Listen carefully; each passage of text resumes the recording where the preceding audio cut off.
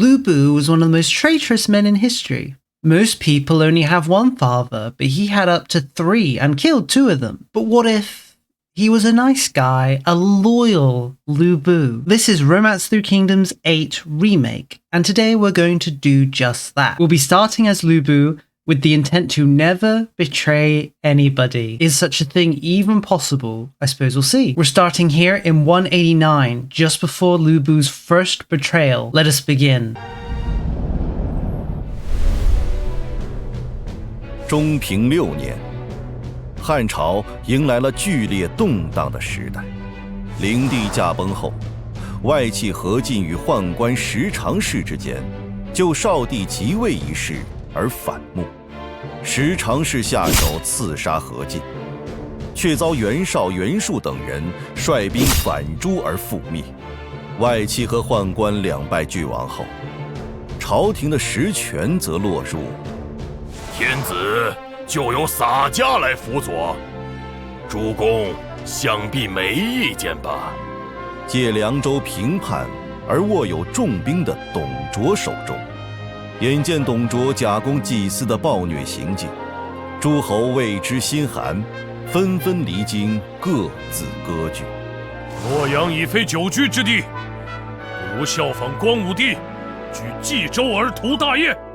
袁家的嫡脉乃是我袁公路，我当自立霸业，匡正国政。此二人都太过心急，竟然未能察觉遗留在都城内的归域。改元后的光熙元年7月，群雄割据的时代就此开启。So with the scene set, let's take a little look at Lu Bu. He's pretty bad at everything other than leading soldiers and fighting. In fact, his intelligence is only 28, his political score is only 17, his charisma is only 35. All he can do is fight, and that's all he's good for. For our first parliamentary issue, we're not going to do much. We're just going to carry out some peaceful espionage on the capital of Luoyang. For our mission for the next 3 months, we're going to take up public order. Lu Bu might not be very intelligent, but his large muscular form walking down the streets will do a good job of discouraging more rebellious segments of society. Now we've entered into the game's sort of free roam segment. We can carry out the work we've been assigned to increase public order, but we can also try and make some friends. We can visit the various people within the city and try and form good connections. There's a few characters we really want to form connections with. They are Ding Yuan, our ruler and current adopted father, Zhang Liao, a very talented officer, and Gao Shun, another very talented officer. Lu Bu isn't very good at talking due to his low charisma, so the main way we're going to try and make friends is by beating them up in practice sessions. Lu Bu's immense strength makes it pretty easy for him to beat everyone in any fight, and he's so strong they're going to love him for it. Nothing like getting beaten up to make you really like a guy. Now that we've done all of our work for the month, we can do some tales. Tales are largely historical events, while with some unhistorical events and tutorials, which, as you can imagine, dictate the flow of events. We're going to trigger the historical tale, deposing Emperor Shao.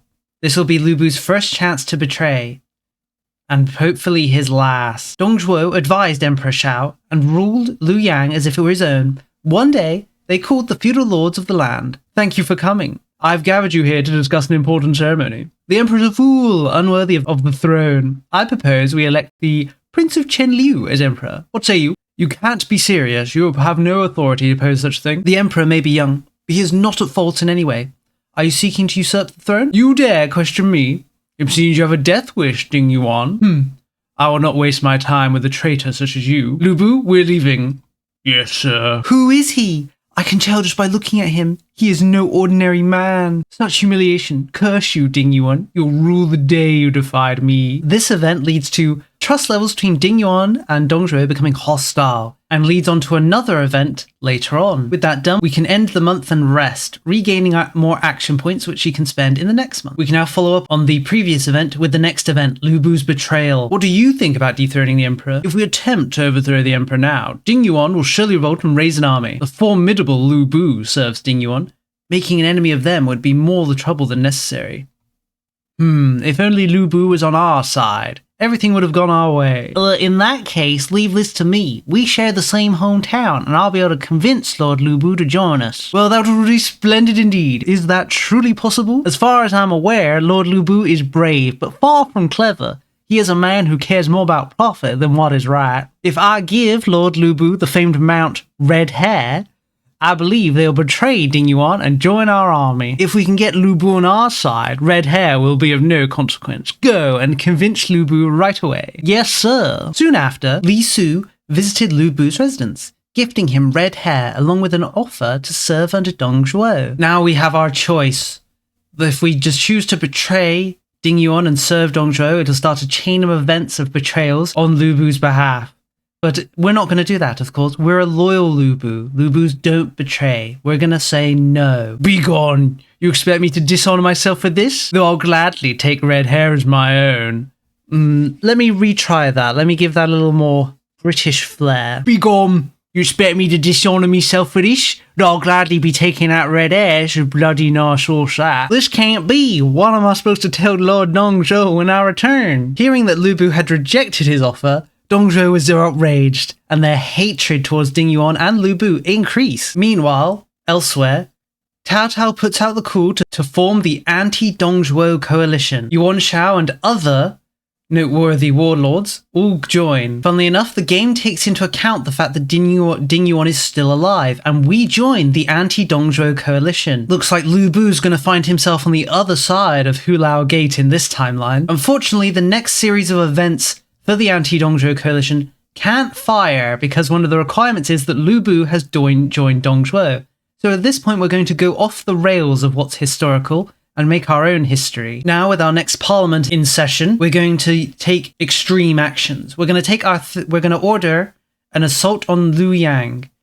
We're going to spend the privilege we've accumulated from our hard work to force the issue. You'll just have to hear me out.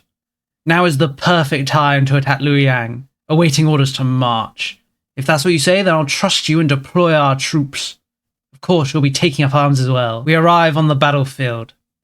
We are heavily outnumbered by Dong Zhuo's forces. It is just us and our 20,000 men versus their 50,000, plus enemy reinforcements that are going to arrive. But luckily, we aren't alone. The anti-Dong Zhuo coalition will reinforce us within 8 days. All we need to do is survive this early phase and wait for the coalition forces to arrive and overwhelm Dong Zhuo's army. We spend our other privilege to take control of Ding Yuan's units. Normally, he would be acting independently, as he is our ruler and the commander of this battle, but we're going to spend a privilege to gain our authority over the fight. I would like to ask you to entrust me with this command. Very well, let's see how you fare. With that, we are now in full control of our small military. We can see the forces of Dong Zhuo arrayed just before us. We could go on the attack, and it is rather tempting, but they outnumber us so heavily and have such better soldiers than us that even Lu Bu, with his great might, would likely struggle to defeat them in a pitched battle. So instead, we're just going to hang around. We're going to hide next to our command center and hope Dong Zhuo doesn't go on the offensive and stays on the defensive for 8 days until reinforcements arrive. It's day 8. Reinforcements led by Sun Jian have arrived on the battlefield. With further reinforcements arriving each day, we also have the force of Gong Zhengzan here as well. Now we can continue to do literally nothing and let the coalition fight and win the battle for us. It might seem like an easy win, but Dong Zhuo's army has many talented officers under their command, and the coalition takes tens of thousands of casualties fighting them. But all in all, we win. Ding Yuan's forces have taken the capital Luoyang and liberated the emperor from Dong Zhuo's vile grasp, and we didn't have to lift a finger. With that, we moved to the city of Luoyang as we was part of the attacking force. We sign ourselves to work on public order for the next 3 months, as that's all we're really good at. Our intent, though, is to continue the momentum. We lost next to no troops taking Luoyang because we made use of the coalition, and we plan to keep making use of the coalition as we continue to expand and liberate land from Dong Zhuo. While we're working our 9 till 5 and hanging out with our friends, we managed to form a synergetic relationship with Zhang Liao. He is now a good friend and ally that we can rely on in the future. With the next month started, we continue our assault on Dong Zhuo. This time, though, we won't hang around and wait for the coalition.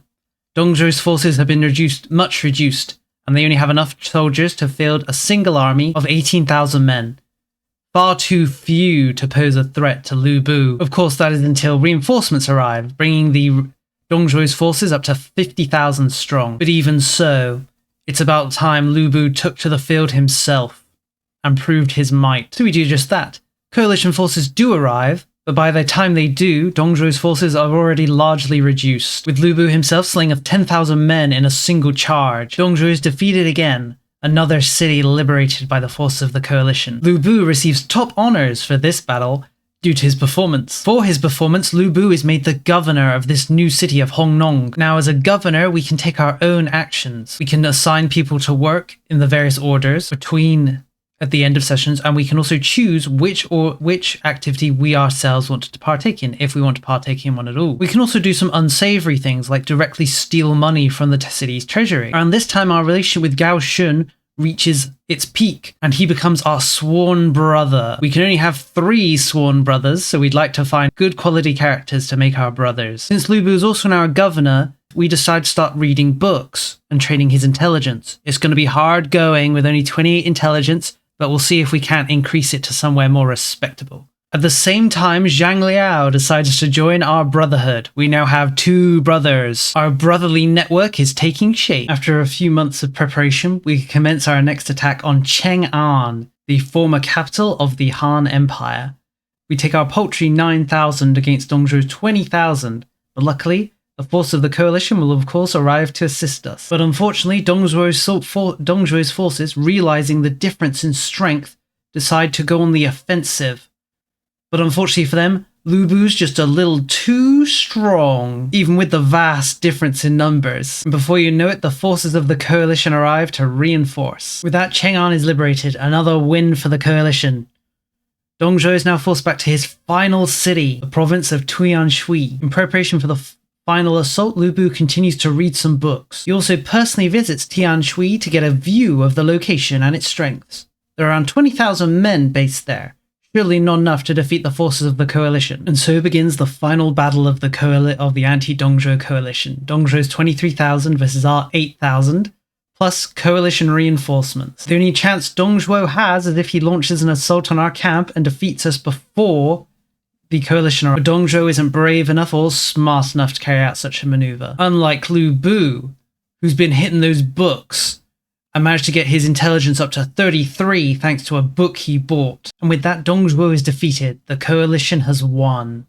The last act Dongzhuo commits is a duel with Sun Jian, which he actually wins. Guess he wasn't all talk after all. You would think with the defeat of the tyrant, peace would now be restored to the realm, but no.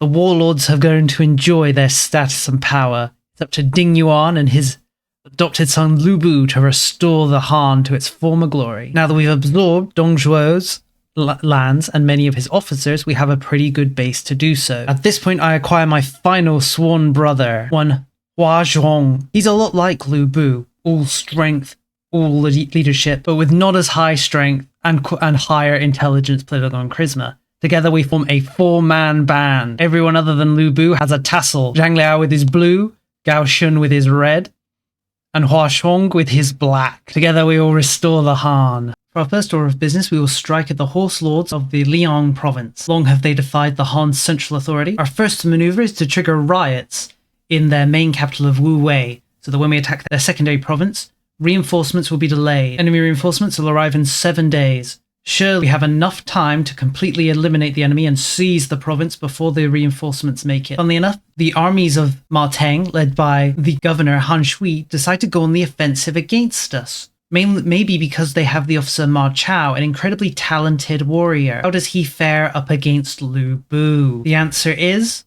poorly. After a hard-fought battle, we emerge victorious, taking the province before the reinforcements arrive. Now begins the final assault on Ma Teng's Xiliang forces. Defeating them will not only secure our back, but give us access to the unique nomadic cavalry that can only be recruited by taking Liang province or Yu province. Gaining access to these cavalry will give us the best cavalry in the game. Unfortunately for Ma Teng, he has nowhere near the forces to oppose us, being only able to rally a paltry force of 17,000. And it doesn't even come down to a real fight. Lu Bu and Ma Teng end up in a duel, right at the start of hostilities. And of course, there's not much Mr. Tang can do against Lu Bu's might. With that, the conflict is immediately ended, rather peacefully, I might add. With the situation in Xiliang finished, Lu Bu requests a transfer back to the city of Chang'an to become governor. From there, we can begin our expansion and liberation of other areas. After bringing down our forces from Wu Wei, we now have 70,000 troops in Chang'an. And here we decide to divide our forces a little. We decide to take Lu Bu himself and many officers to attack Yuan Shu, while leaving Zhang Liao back in Chang'an to take control of the city. Yuan Shu's forces do not resemble anything like a threat and are quickly dispatched, giving us control of his land, his officers, and a pathway into the Central Plains. Ding Yuan also goes on the offensive and takes the province of Zhuchang. It's around this time that Lu Bu, after years and years of basic reading and thinking, achieves the average intelligence of 50. He is now as intelligent as the average human. He might even win in some conversations against those of middling intelligence. Speaking of middling intelligence, Lu Bu carries out an assault on Cao Cao, one of the strongest forces in the game, regardless of how many troops he has, just because of how high quality his armies are. Cao Cao takes the wise action of initially assaulting our army before our reinforcements can arrive, which would ordinarily be the best strategy, but we are and always will be Lu Bu, so things don't go exactly as Cao Cao might plan. And once the rest of Ding Yuan's forces arrive to reinforce us, defeating Cao Cao is a rather leisurely affair. Cao Cao, perhaps the greatest rival to our potential reunification, has been defeated. In response to Ding Yuan's growing power, the anti-Ding Yuan coalition is formed, made up of nearly all the remaining warlords in the land. Unfortunately for the coalition, they suffer from the similar problem we did while fighting Dong Zhuo, that being, if you defeat the initial army before reinforcements arrive, the coalition essentially doesn't provide any assistance.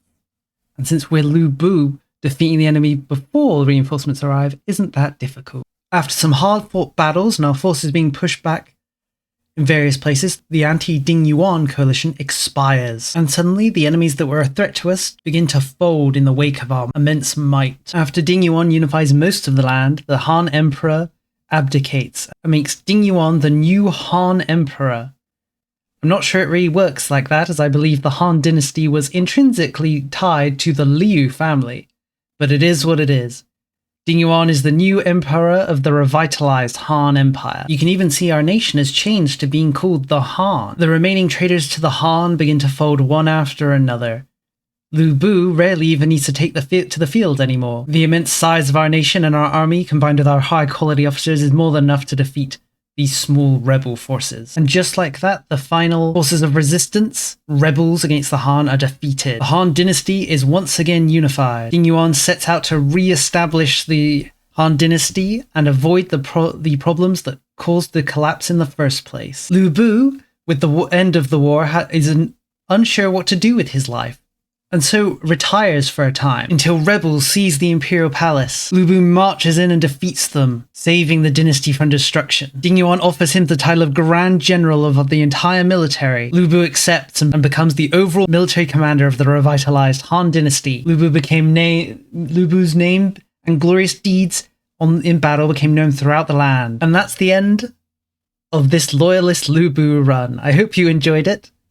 I quite enjoyed it. Let me know what you think and whether you want to see further Realms of the Kingdoms content. But for now, this is the end of the video. Thank you for watching and see you next time.